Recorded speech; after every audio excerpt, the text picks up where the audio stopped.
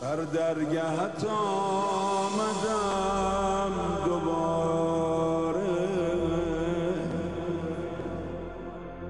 با جرم و خطای بی شماره.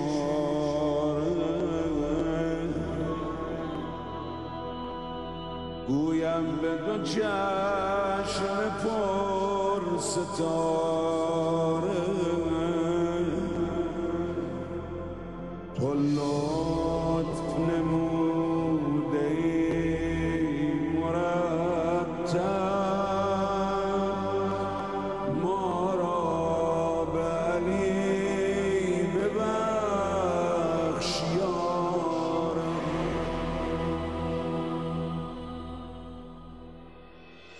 گفتی که بیا و بخششم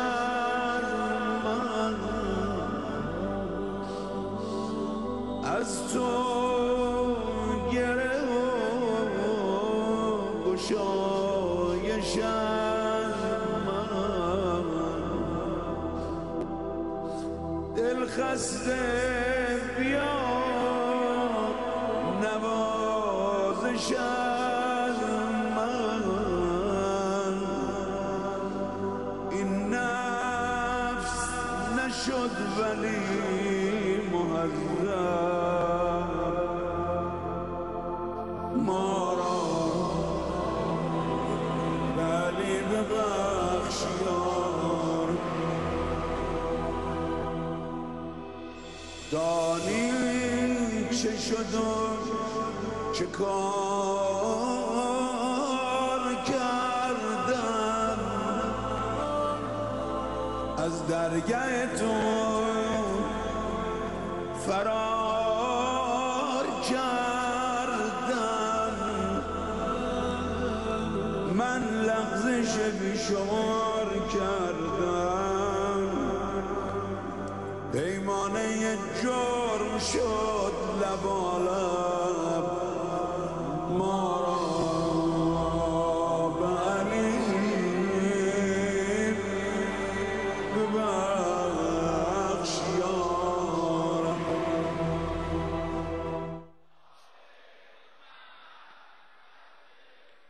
ولی خیلی خوب بود، خدا بهتون خیر بده.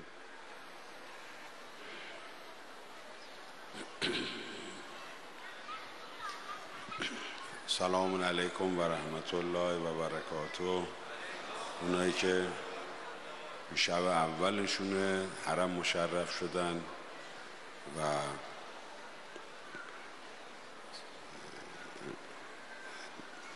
عید رو به اونا تبریک عرض میکنیم. شب 18 ماه مبارک رمضان ما میخواستیم امشب دعای جوشن صغیر بخونیم و بعد با دوستان که مشورت کردیم رسیدیم به این که انشالله چهارشنبه این هفته که میاد، یعنی 6 شب بعد، یک شب مونده قبل از روز قدس، دعای جوشن صغیر میخونیم. جوشن صغیر برای جهاد اصغر، جوشن کبیر برای جهاد اکبر. سپاه اسلام پیروز برگشته بود و رسول خدا صلوات الله علیه و آله فرمودند شما تو جهاد اصغر پیروز شدیم، علیکم به جهاد الاکبر، پس آماده باشین برای جهاد اکبر. سوال کردن، گفتن آقا با این نبردی که ما رفتیم، زخمی و شهید و خستگی و اینها، جهاد اکبر، جهاد بزرگتر چیه؟ فرمودن جهاد با نفس. جهاد با نفس خیلی سرکشه و خیلی چموشه این نفس، و جهاد با نفس خیلی سخته. مبارک هر کسی باشه، نوش جان هر کسی که از جهاد با نفس خودش سربلند بیرون بیاد. انشالله حریف نفسمون بشیم، صلوات بلندی ختم کنیم.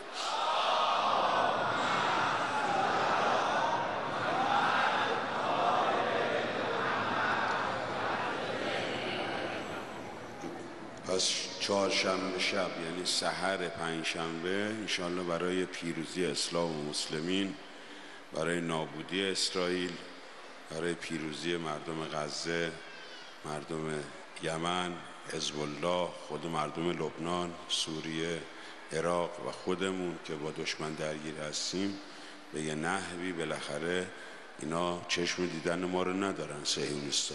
ما هم چشم دیدن صهیونیستا رو نداریم، چون یه رژیم جعلی اصلا معلوم نیست از کجا اومده. دعای جوشن صغیر میخونیم انشاءالله. خب یه از کلمات قصار امیرالمومنین علی علیه السلام من یه جمله رو میخوام عرض بکنم. 2 کلمه است. بازم امیدوارم که این بیانات نورانی مولا رو که عرض میکنیم دوستان حفظ کنن. بعضی ها مراتب میگن خیلی به کارمون میاد، یعنی نه اینکه واسه هم دیگه نقل کنیم بخوام کسی رو بکوبیم اون حدیثه رو بخونیم، باید اول برای خودمون جا بیفته. میفرماید که قرآن میفرماید که والعصر، بسم الله الرحمن الرحیم، والعصر ان الانسان لفی خسر. آدمی قسم به زمان، آدمی توی خسارته. آدمو مشغول خسارت دادنن. الا الذین آمنوا و عملوا الصالحات، ایمان آورده باشن، عمل صالح انجام بدن، و تواصوا بالحق و تواصوا بالصبر. صبر. ما صبرمون کمه، فوری میخوام نتیجه بگیریم، میخوام نتیجه کارهای خوبمونم خودمون ببینیم. ما مأمور به وظیفه هستیم، مسئول نتیجهش نیستیم. وظیفه رو درست انجام بدیم، نتیجه خودش خوب میشه. شما نگاه کن، یه مشک به فرات رفته بر نگشته، نتیجه نداشته علی ظاهر، ولی خیلی نتیجه داشته. آقا قمر بنی هاشم علیه السلام وظیفه‌شو انجام داد، کاری به نتیجه هم نداشت. خب پس باید صبر کرد و کار خودمون انجام بدیم. ممکنه نتیجهش تو نسل‌های بعد ما معلوم بشه. میفرماید که الصبر ملاک. خیلی واضحه، صبر ملاکه.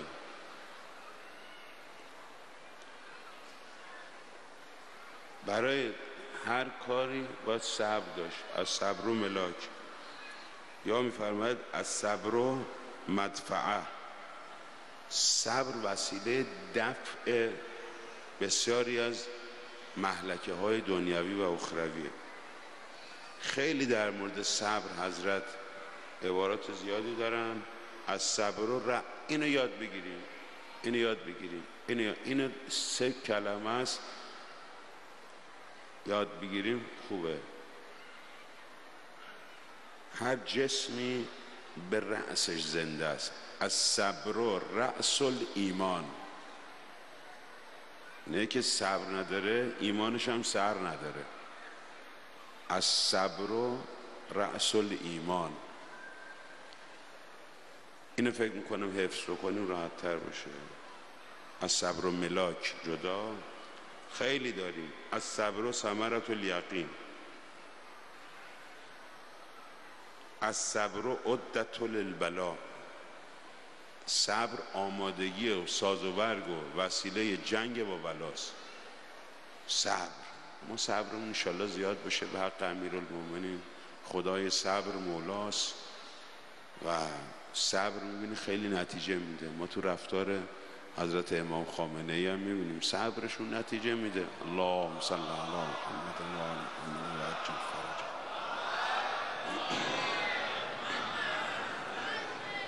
الصبر رأس الایمان. صبر این نیست که بشینیم سر جامون یه چیزی درست بشه، کارمون رو انجام بدیم، حوصله هم داشته باشیم که نتیجه به موقع بده، حالا چه ما باشیم چه نباشیم. الصبر رأس الایمان. انشالله هممون صابر باشیم.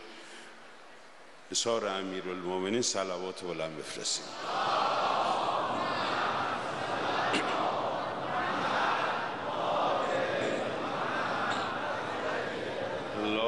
صل على محمد وآل محمد وعجل فرجهم لا حول ولا قوة إلا بالله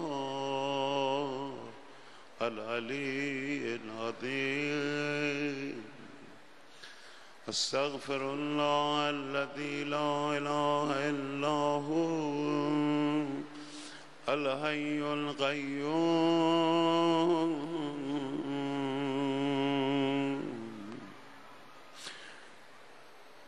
بديع السماوات والأرض الرحمن الرحيم بديع السماوات والأرض من جميع ظلمي وجرمي وإسرافي على نفسي وأتوب إليه.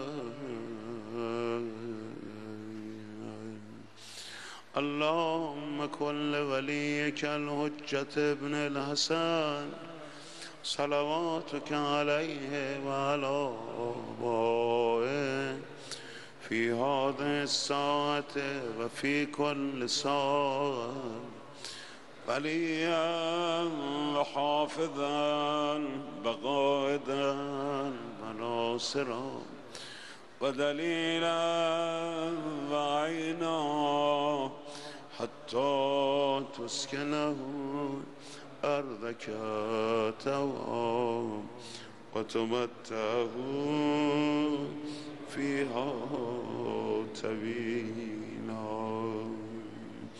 يا صاحب الزمان يا صاحب الزمان خوردیم یا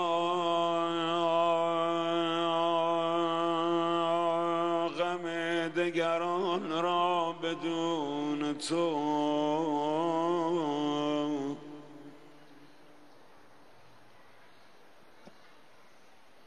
خوردیم یا غم دگران را بدون تو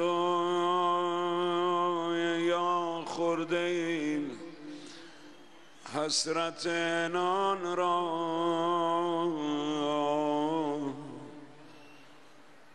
بدون تو آقا جان.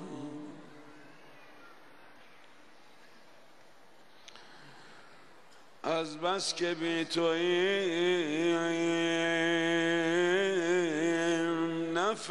نفهمیدیم که دیدیم باز هم رمضان را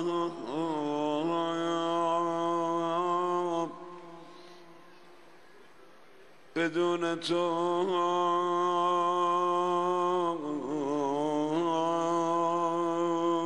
بدون تو.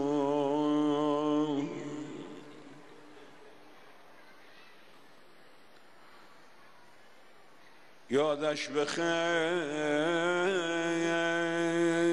میگذراندیم آن قدیم با گریه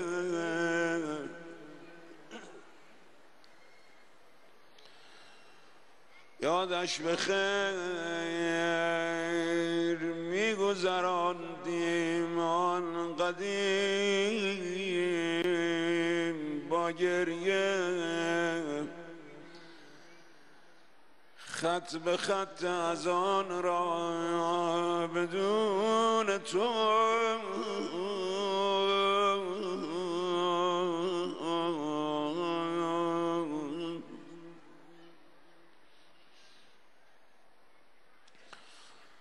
ما را ببخش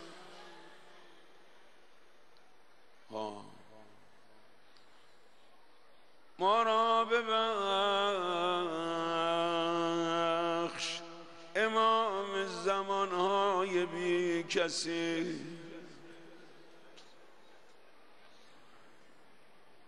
ما را ببخش امام زمانهای بی کسی طی کرده ایم اگر که زمان را بدون تو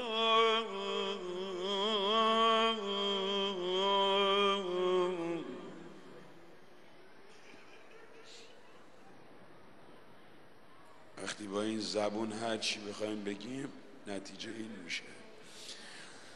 دیگر دهان ببردم نام تو، 1000 مرتبه شویم دهان به مشک و گلاب، هنوز نام تو بردن کمال بی‌ادبی است. دیگر دهان ببردن نام تو باز نیست، چرخانده ایم بس که زبان را بدون تو. ما از بهار بودن با تو، ما از بهار بودن تو بی تصوریم، یک عمر دیده ایم خزان را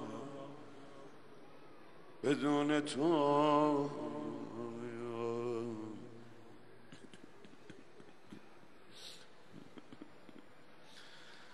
دل با دل تو می تپد. آقا جان خیلی وقت باش حرف نزدیم، کجایی؟ دل با دل تو می تپد، اصلا نخواستیم این قلب را و این ضربان را بدون تو. یا صاحب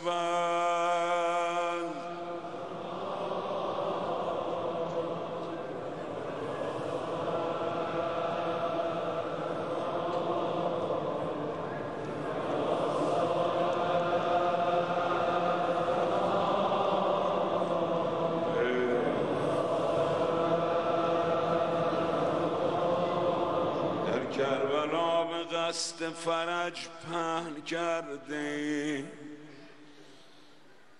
هر سال سفره دلمان را بدون تو. شاید خدا به حق حسینش رقم زند، امسال آخرین رمضان را بدون تو.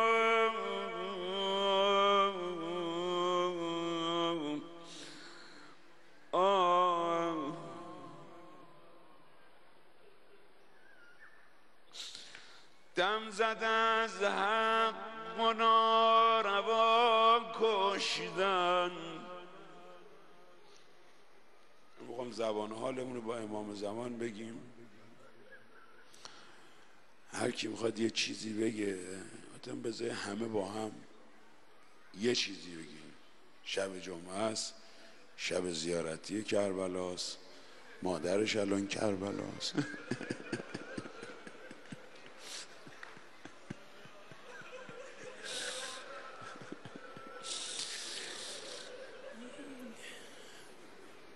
بریم پایین پا. دم زد از حق و ناروا کشتند، از وفا گفت و از جفا کشتند. دعوت از کوفه بود و دعوت کرده بودند مهمان را، قبل کوفه به نینوا کشتن. هر کس آمد پی نصیحتشان یا به سنگش زدند یا کشتند. خنجر از پشت خوردنش درد است، طبق تاریخ از قفا کشت.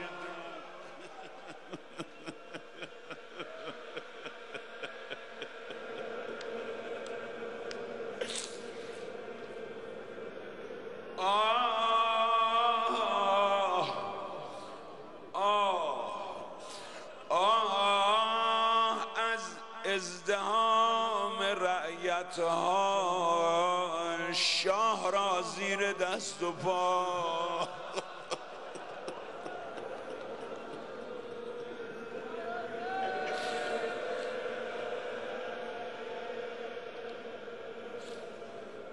با وضو های های های با وضو بلکه قربتا لله تا که راضی شود خدا کشدن، گاه با تیر و نیزه و شمشیر، گاه با طعن و ناسزا کشدن. حوصله خرج شد برای علی اکبرش را هجا هجا. حسین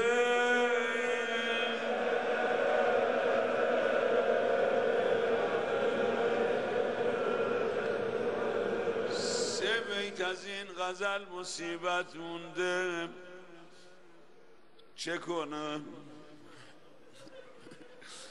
دلم کربلایی امشب داغ عباس کار خود را کرد.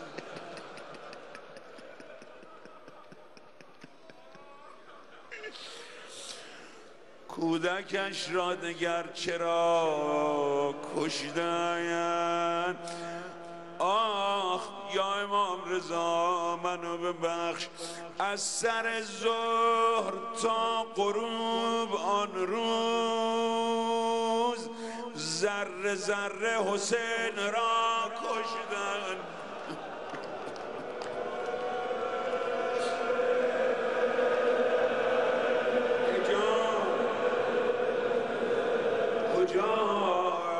علقمه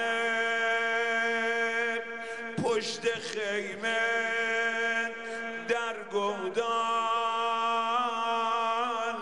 پس نه یک بار بارها کشتن. بمیرم خواهرش داشت نگاه میکرد،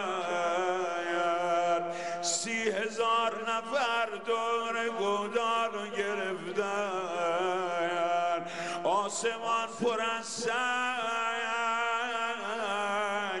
نیزه دارا میرن میزنن و بر میگردن، شمشیر دارا میرن میزنن و بر میگردن، کمان دارا با ترکش پر از تیر میرن خالی بر میگردن.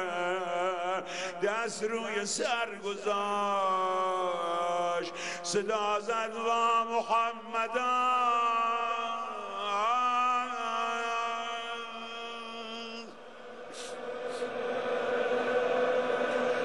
و علیان و امان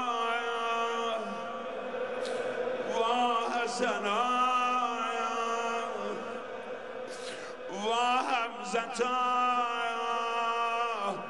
و عقیلا و جعفران.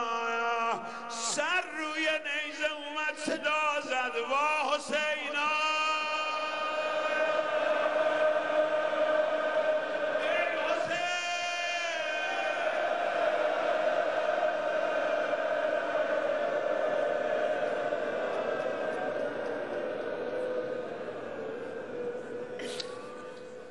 سری به نیزه بلند است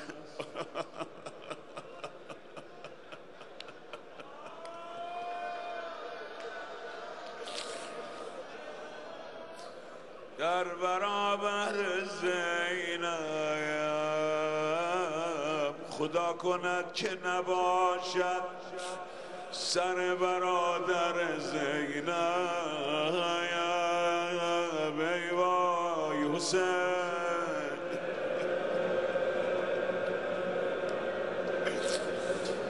نه مرکبی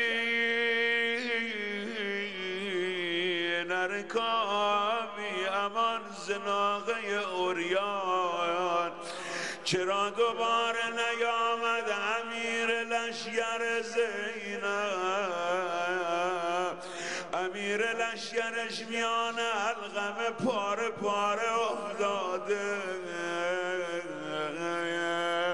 ای وای حسین،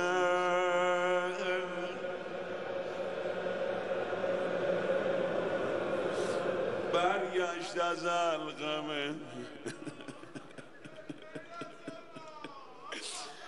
این بچه یتیما با آستین اشکشو پاک میکرد و میومد. آبروی دو عالم اینقدر مظلومانه میآمد.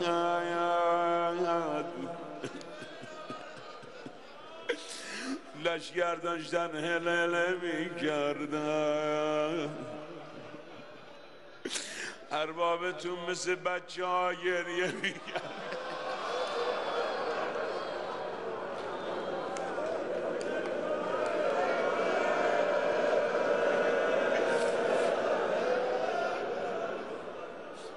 دورشو گرفتن، هیچکی جرأت نکرد جلو بره. نازدانه آمد بابا رو بغل کرد، حسین روی زمین نشست، بابا رو بغل کرد، ای صدا زد ابتا ابتا، صورت بابا رو میگرفت میبوسید. عینم میال عباس، عمو جانمون کجاست؟ چطور بگه همه امید ناامید شده.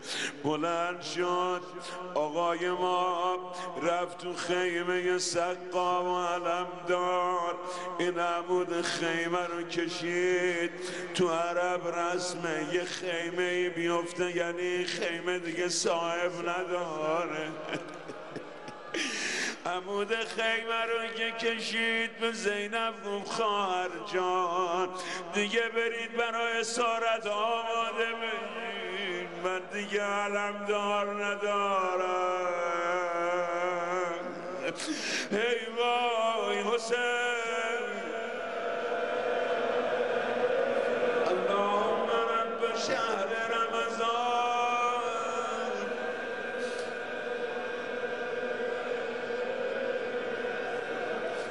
الذي أنزلت فيه القرآن وافترضت على عبادك فيه الصيام،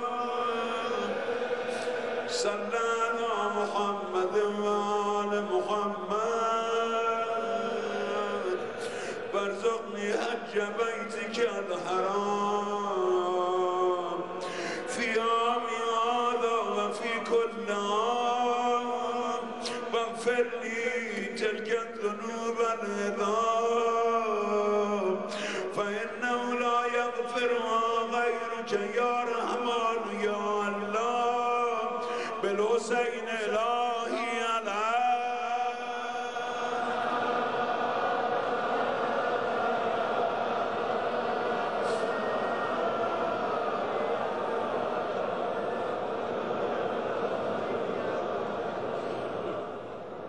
بسم الله الرحمن الرحيم.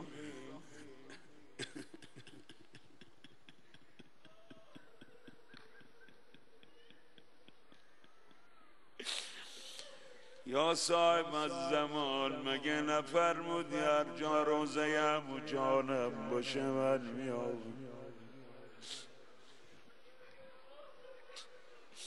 کجا نشستی آقای خوبم؟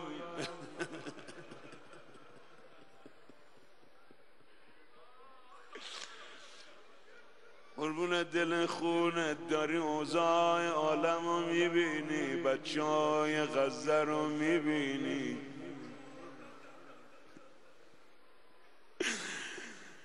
قربون دل پاره پارد آقای من.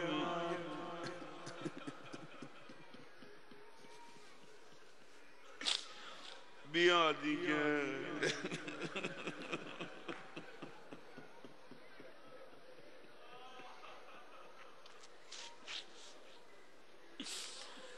ما که کسی نیستیم به خاطر خوبا بیا.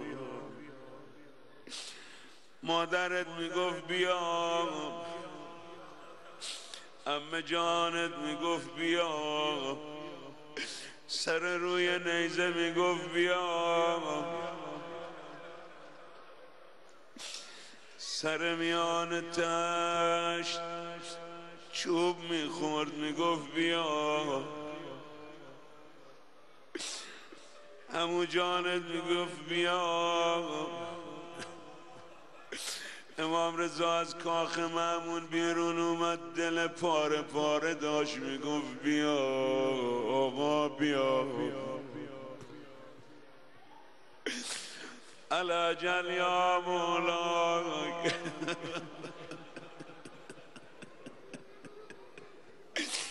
کی ببینیم همو، کجا ببینیم همو، متا ترانا و نراک، کربلا ببینیم.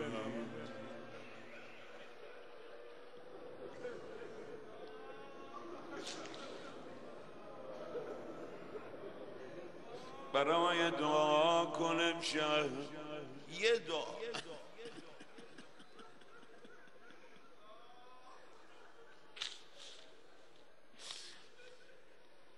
دعا کن از در خانه جایی نری.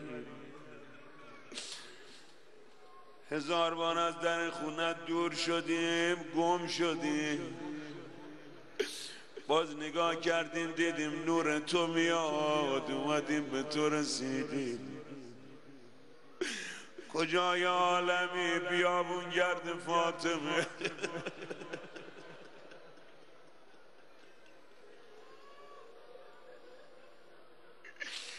هیچکی به فکر دل تو نیست.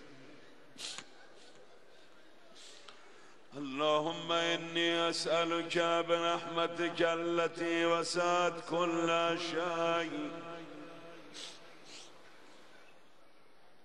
و بقوتك التي قهرت بها كل شيء و خذل كل شيء و ذلل كل شيء و بجبروتك التي غلبت بها كل شيء و بعزتك التي لا يقوم لها شيء و بعظمتك التي ملأت كل شيء و بسلطانك الذي على كل شيء و بوجهك الباقي بعد فناء كل شيء و باسمائك التي ملأت أركان كل شيء و بعلمك الذي أحاط بكل شيء و بنور وجهك الذي أضاء له كل شيء. یادش بخیر رفقامون لباس خاکی پوشان، یه دعا کملیون 3 ساعت طول میکشید.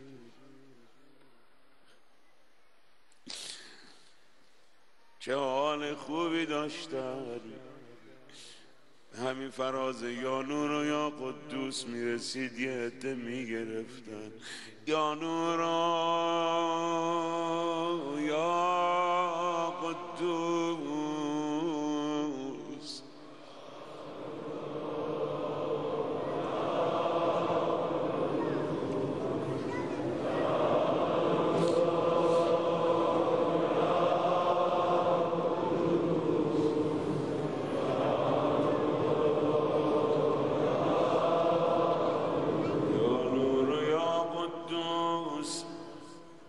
اگه من سریعتر میخونم میخوام برسی به سریعتم برسی. ساعت هم از اینجا نشستی تو حرم خیلی هم خسته.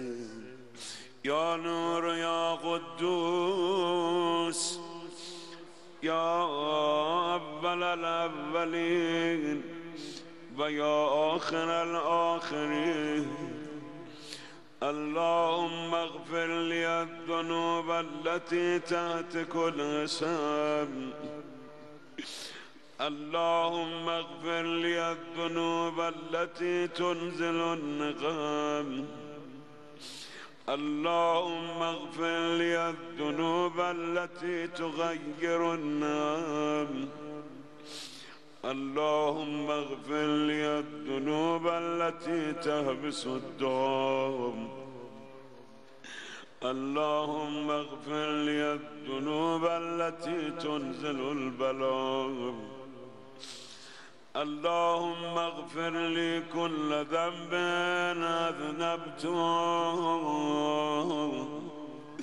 وكل خطيئة أخطأتها،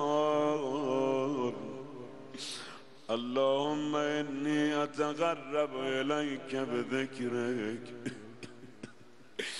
وأستشفع بك إلى نفسك وأسألك بجودك أن تدنيني من قربك وأن توزعني شكرك وأن تنعمني ذكرك،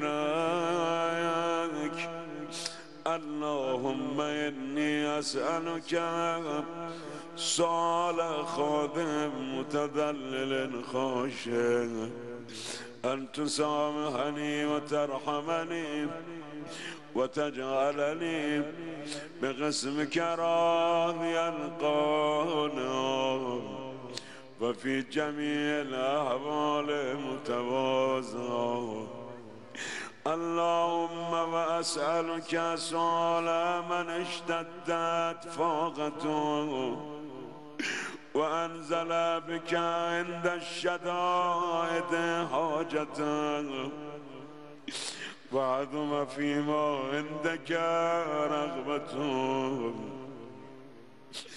اللهم عظم سلطانك وعلى مكانك وخفي مكرك وظهر أمرك وغلب قهرك وجرت قدرتك ولا يمكن الفرار من حكومتك، اللهم لا أجد لذنوبي غافرا ولا لقبائه ساترا ولا لشيء من عملي القبيح بالحسن مبدلا غيرك، لا إله إلا أنت سبحانك وبحمدك ظلمت نفسي.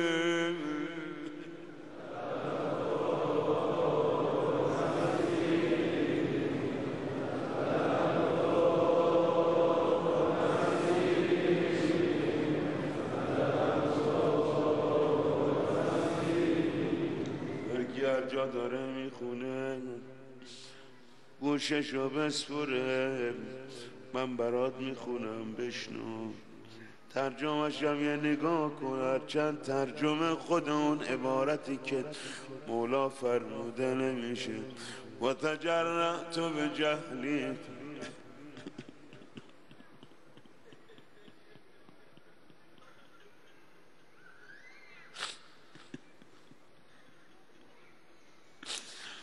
شب جمعه است، همینطوری شبای ما رمضان درای رحمت خدا بازه، شب جمعه دیگه بیشتر دلا رو میبرن کربلا شستشو میدن.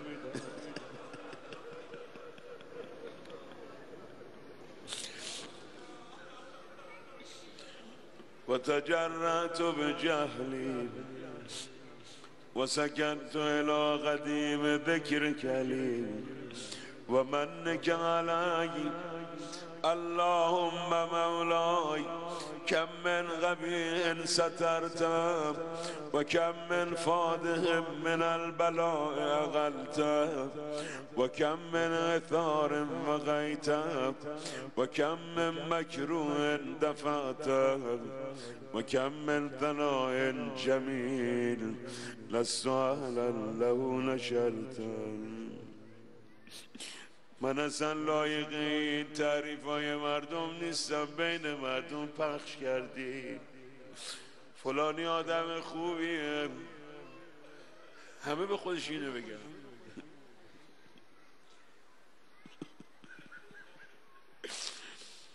یه ذره ثانیه‌شو این ور اون ور می‌کردین آبروم میرفت.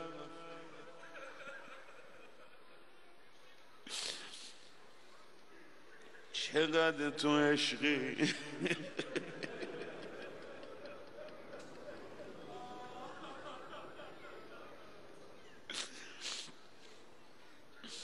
اللهم عظم بلائي وأفرت بي سوء حالي وقصرت بي أعمالي وقعدت بي أغلالي وحبسني عن نفعي بعد عملي وخدعتني الدنيا بغرورها ونفسي بجنايتها ومثالي يا سيدي فأسألك بعزتك ألا يحجب عنك دعائي سوء عملي وفعالي ولا تفضحني بخفي ما اطلعت عليه من سري ولا تعاجلني بالعقوبة على ما عملت في خلواتي من سوء فعلي وإساءتي ودوام تفريطي وجهالتي وكثرة شهواتي وغفلتي وكن اللهم بعزتك لي في كل الأحوال رؤوفا وعلي في جميع الأمور عطوفا إلهي وربي من لي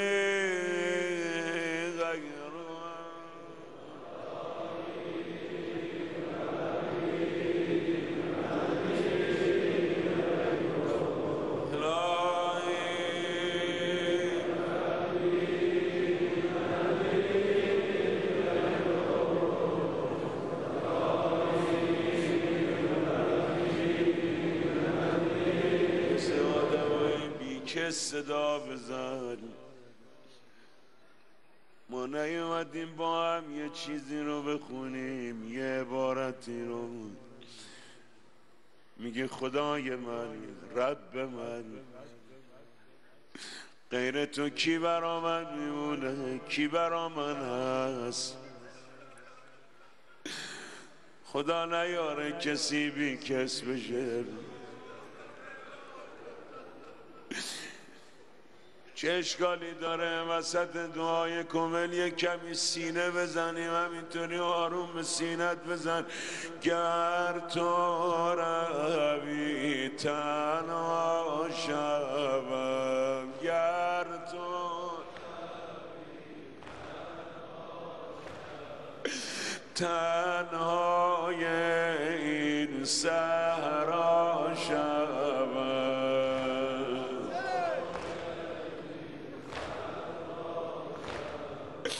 گر تو نباشی در برم، گر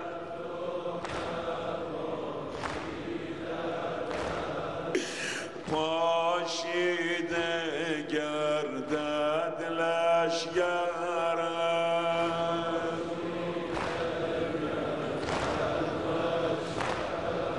فرقت چرا دوتا شده؟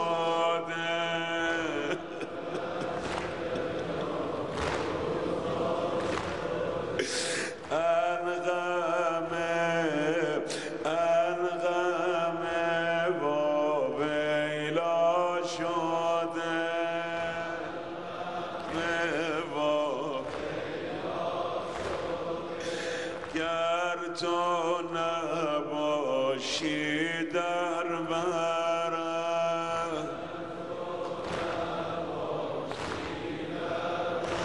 او یک یا علی بگو به همراه من بیا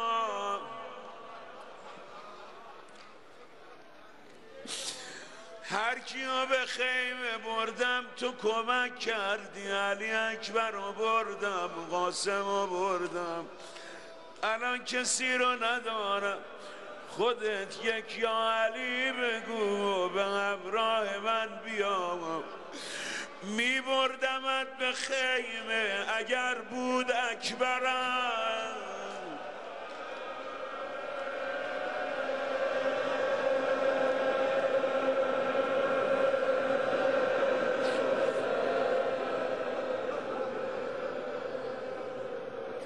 امان از بی کسی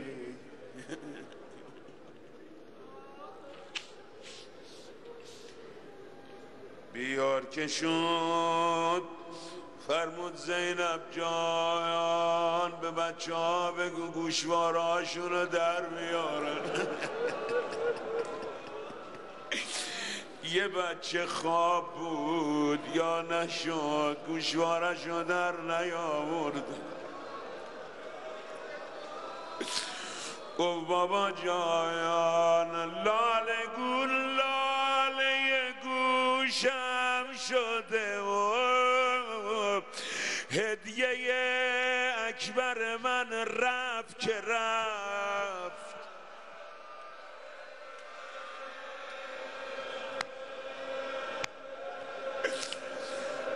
تکه خیمه شده چادر من در عوض مجر من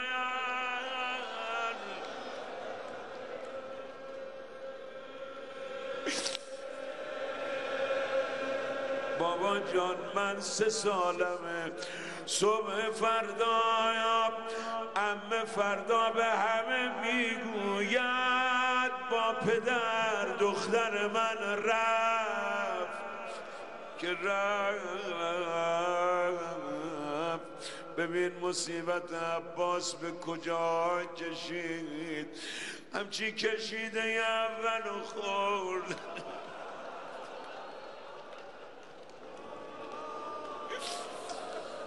فرمود اگه همو عباسم بود جرأت نمی کردی دست تو بالا ببری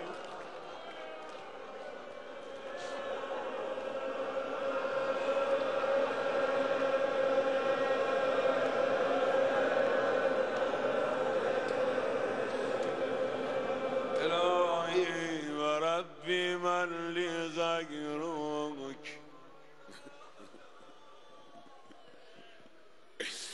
از روی ناقم افتاد نیمه شب همین و شاید گفته الهی هرچی صدا زد عمه جان دید قافله رفته هیچ کس نیست الهی و ربی من لی غیرک یاد حرف عمه جانش افتاد این توی سفر هر جایی گیر کردین سخت شد مادرتون رو صدا بزنید زبونش میگرفت صدا زد یا زهرا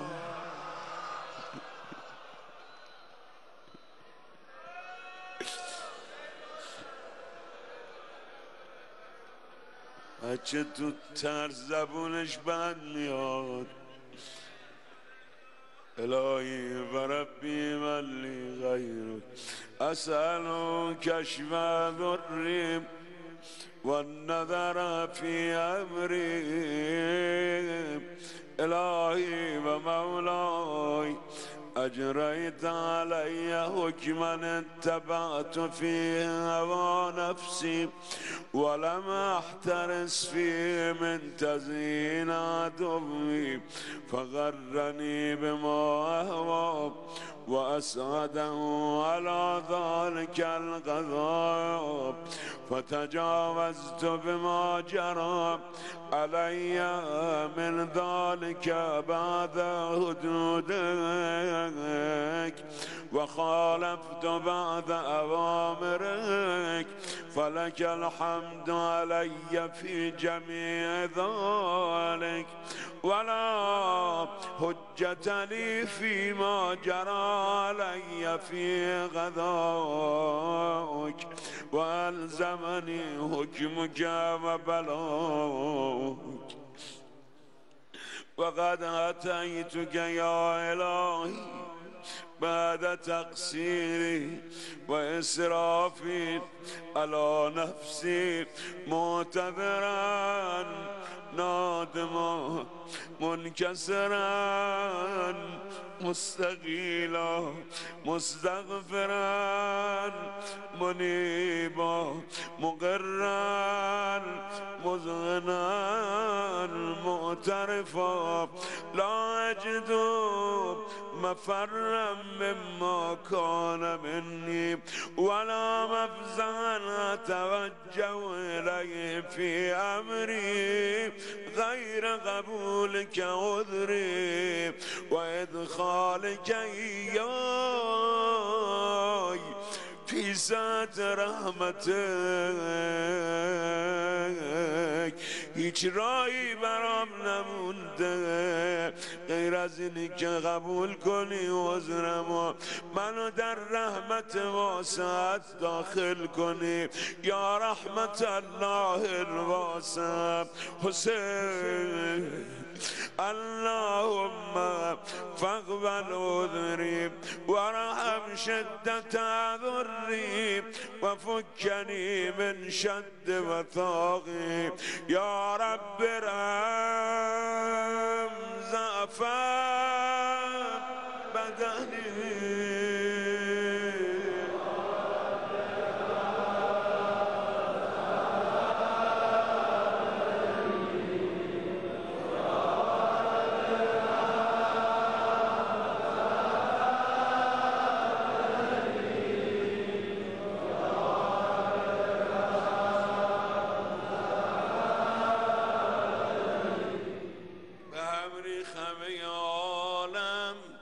وفارت تنور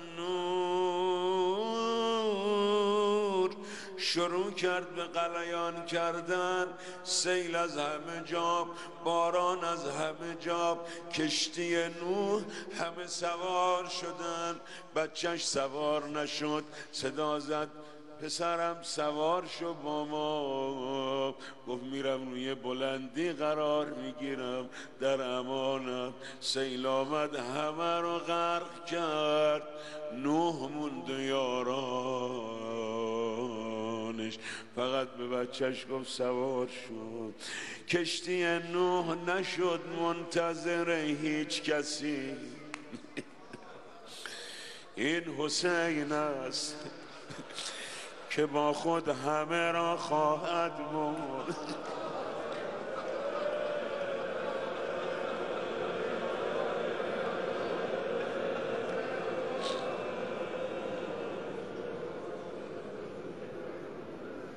یا رب ارحم ضعف بدنی و رقة جلدی ودقة عظمي يا من بدأ خلقي وذكري وتربيتي وبري وتغذيتي هبني لابتداء كرمك بصالف برك بي بمن رحم کن يا إلهي وسيدي وربي أتراك معذبي بنارك بعد توحيدك وبعد ما انطوى عليه قلبي من معرفتك ولهج به لساني من ذكرك واعتقده ضمیری من حبک و بعد صدق اعترافی و دعای خاضع لربوبیتک. آیا بعد از این که دارم میگم فقط تو خدای منی، بعد از این که قلبم به تو معرفت پیدا میکنه، بعد از این که زبانم صدات میزنه یادت میکنه، بعد از این که ضمیرم تو رو دوست داره، دارم اعترافم میکنم در مقابل ربوبیتت، آیا منو عذاب میکنی؟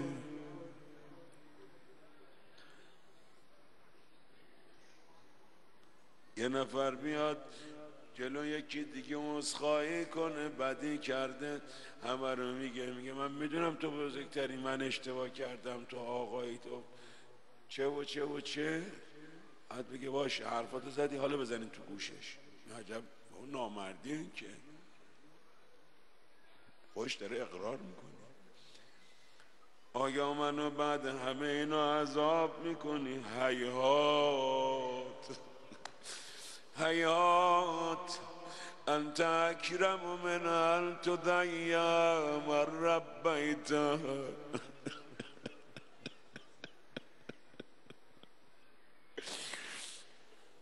او تبعد من ادریت او تشرد من آویت او تسلم الى البلاء من كفيت ورحمت. وليت شعري يا سيدي وإلهي ومولاي أتسلط النار على وجوه خرت لعظمتك ساجدا وعلى ألسن نطقت بتوحيدك صادقا وبشكرك مادحا وعلى قلوب اغترفت بإلهيتك محققا وعلى ضمائر حوت من العلم بك حتى صارت خاشعة وعلى جوارها سعت إلى أوطان تعبدك طائعة وأشارت باستغفارك مذهنا ما هكذا الظن بك ولا أخبرنا بفضلك عنك يا كريم يا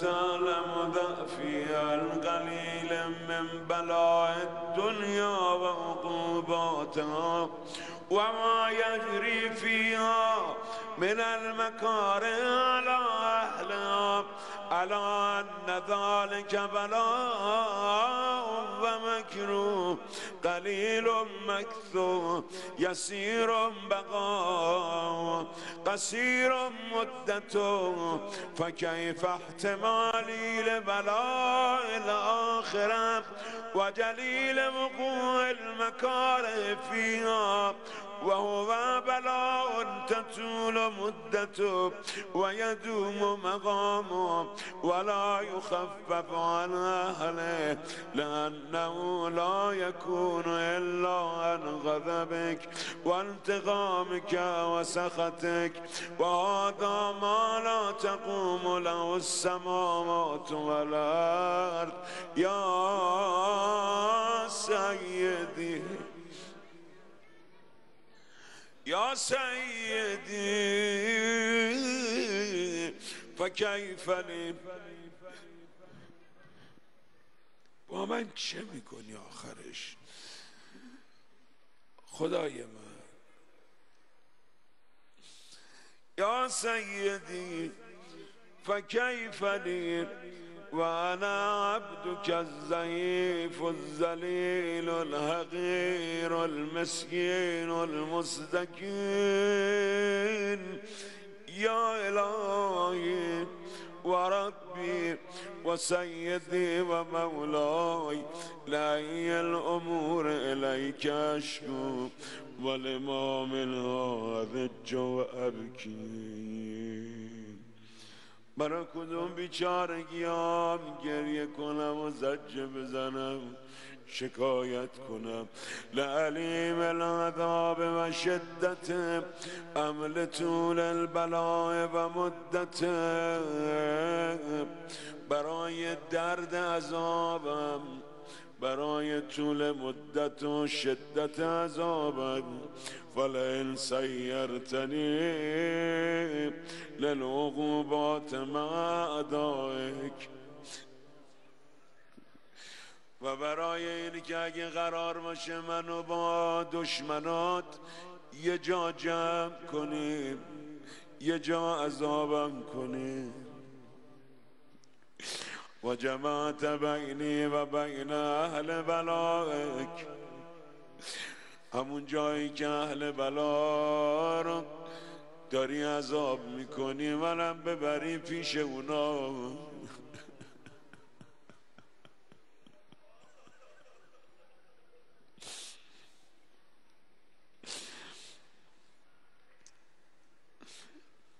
یادش بخیر حاج منصور یه بار داشت همین فراز رو میخون، یه جمله گفت یادشون کنیم استاد ما، گفت خدایا هر کاری میخوای با ما بکنی ما بنده و تو مولا و خدای ما کسی جرأت نمیکنه به تو بگه چرا، فقط هر جا میخوای ما رو عذاب کنی عذاب کن، فقط یه جایی باشه که قاتلای فاطمه نباشن.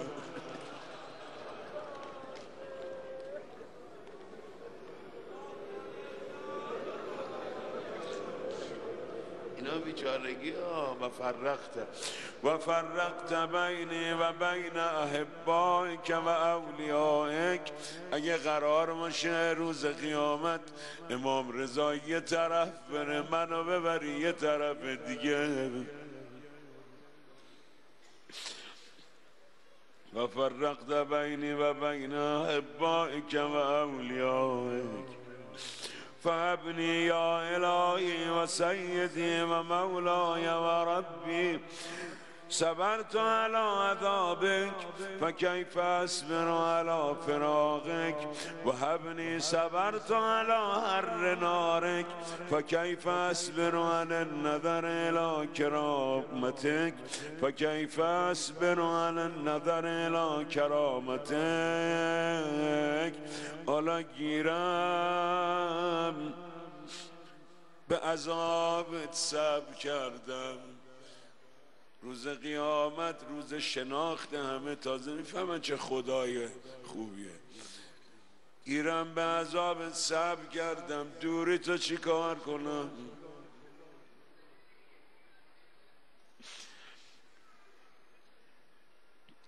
گیرم به آتیش جهنمت صبر کردم، رو تو برگردونی چی کار کنم؟ ام کیف اسکن فی النار و رجای عفوک، آیا منو میندازی تو آتیش در صورتی که همه امیدم به عفو توه؟ فبعزتک یا سیدی و مولای اقسم صادقا لئن ترکتنی ناطقا لأضجن الیک بین اهلها ضجیج العاملین ولأصرخن الیک صراخ المستصرخین ولأبکین علیک بکاء الفاقدین ولأنادینک أين كنت يا ولي المؤمنين يا غاية آمال العارفين يا غياث المستغيثين.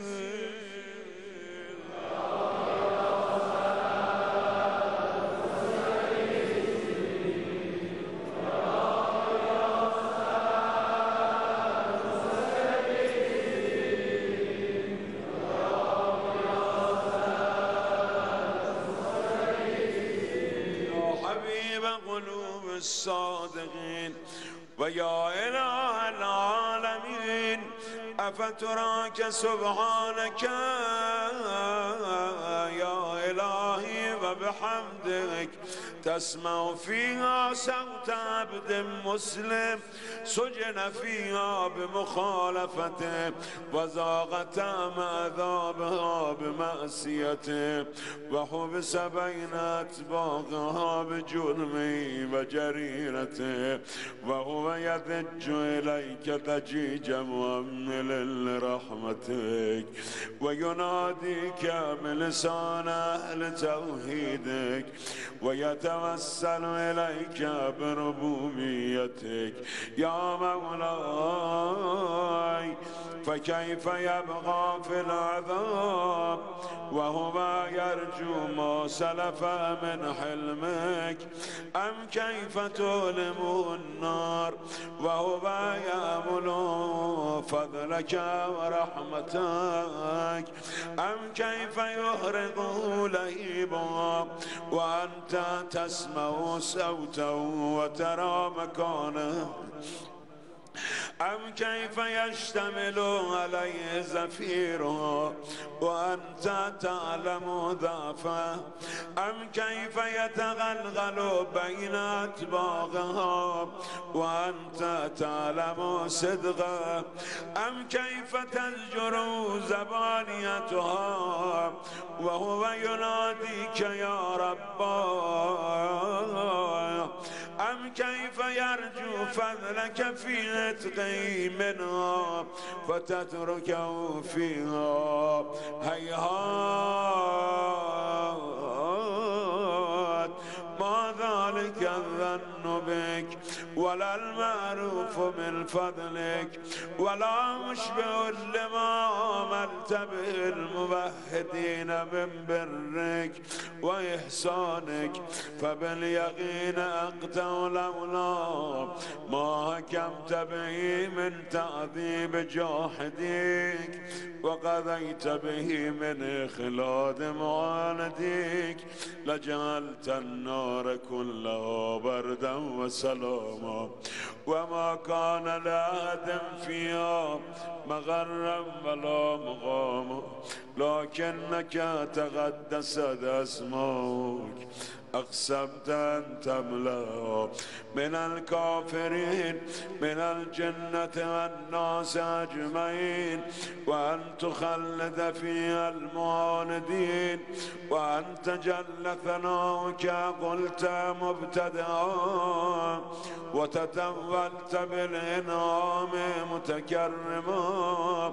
أفمن كان مؤمنا كمن كان فاسقا لا يستوون.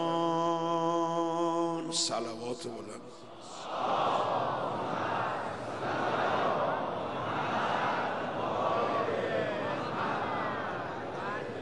إلهي وسيدي فأسألك بالقدرة التي قدرتها وبالقضية التي حتمتها وحكمتها وغلبت من عليه أجريتها أن تهب لي في هذه الليلة وفي هذه الساعة كل جرم أجرمته وكل ذنب أذنبته وكل قبيح أسررته وكل جهل عملته كتمته أو أعلنته أخفيته أو أظهرته وكل سيئة أمرت بإثباتها الكرام الكاتبين الذين وكلتهم بحفظ ما يكون مني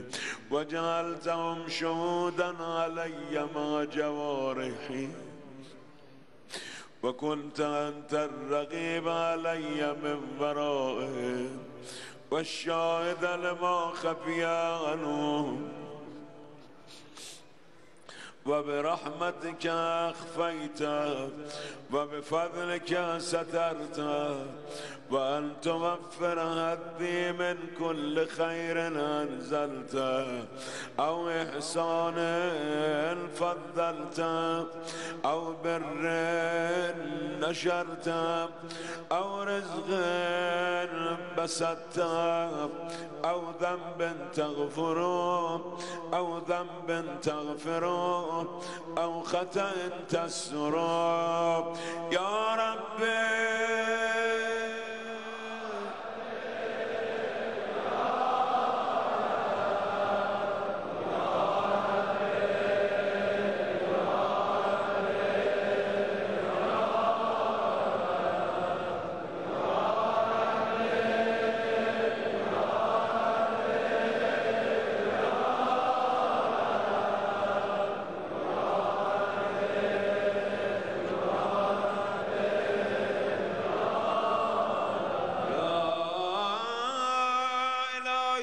سيدي ومولاي ومالك رزقي يا من بيدي ناصيتي يا عليما بضري ومسكنتي يا خبيرا بفقري وفاقتي يا رب يا رب يا رب يا رب يا رب يا رب يا رب يا رب يا رب يا رب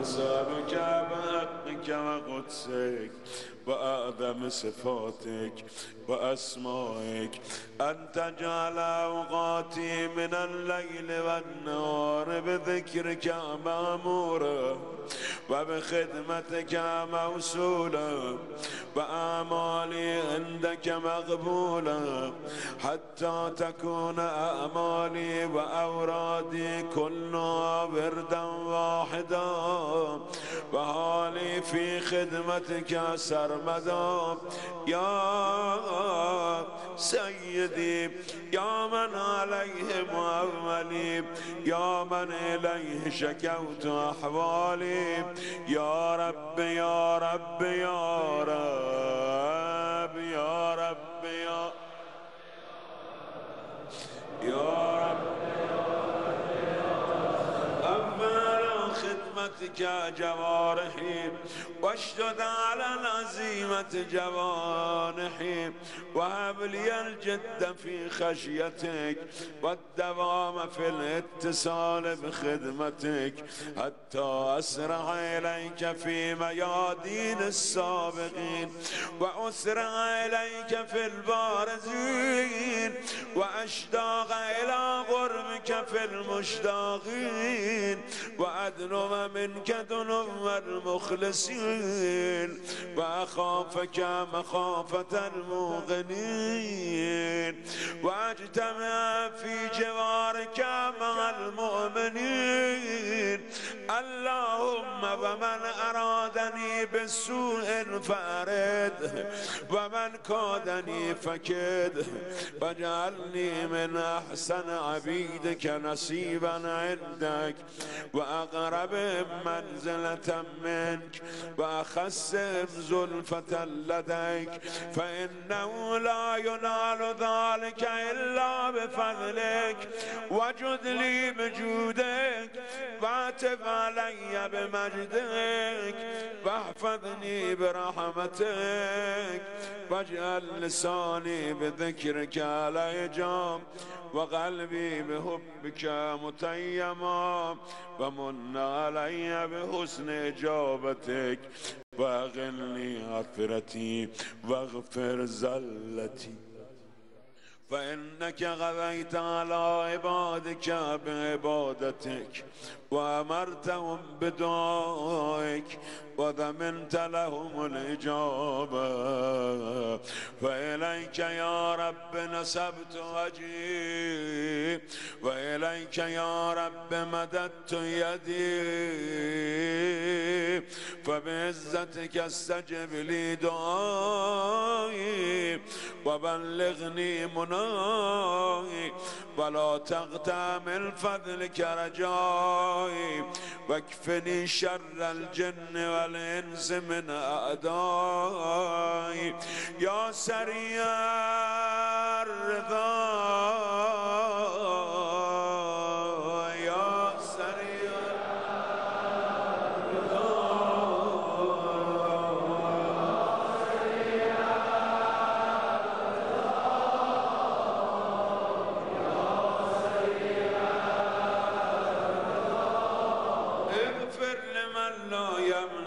إلا الدعاء فإنك فعال لما تشاء يا من اسمه دواء وذكره شفاء وطاعته غنى ارحم من رأس مال الرجاء وسلاه البكاء يا سابق النعم يا دافع النغم يا نور المستوحشين في الظلام يا عالما لا يعلم صل على محمد وآل محمد وافعل بما أنت أهله وصلى الله على رسوله والأئمة الميامين من آله وسلم.